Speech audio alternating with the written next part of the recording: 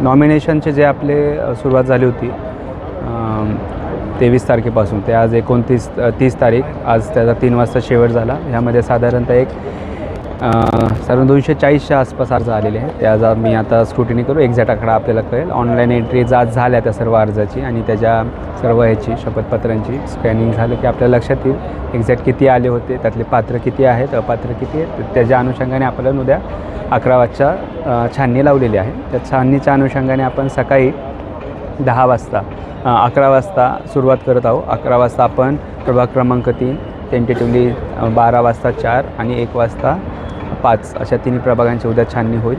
आणि त्यानंतर आपल्याला एक्झॅक्टली किती पात्र उमेदवार आहेत हे लक्षात येईल आणि त्या अनुषंगाने पुढील कारवाई करण्यात येईल. अर्ज घेताना काही गोंधळ झाला का?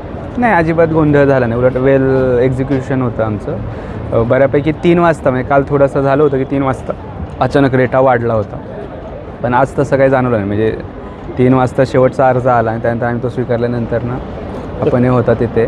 तर म्हणजे जे हर्ष होता शेवटच्या क्षणाला जो हे असतं, तर ते बऱ्यापैकी 2 वाजल्यापासूनच आम्ही फाईनली रूट केल्यामुळे ते बऱ्यापैकी आले. म्हणजे आमच्या एक्सपेक्टेशनपेक्षा चांगल्या पद्धतीने अर्ज आज घेता आले. लोकांना बेसिकली सुविधाही देता आली तशी.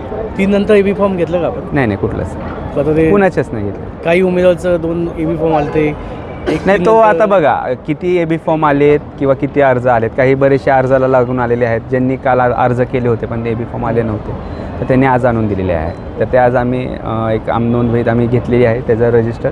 ते आता ज्यावेळेस छाननीच्या वेळेस लक्षात येईल की कुठल्या अर्जासाठी किती आलेले आहेत आणि कुठल्या पक्षाने किती एबी फॉर्म दिलेले आहेत. 3 नंतरचे सगळे एबी फॉर्म बाद होणार नाही, आता की स्वीकारणारच नाही, बादचा विषयच नाही, स्वीकारलेलेच नाही 3. येस, हो. थँक्यू.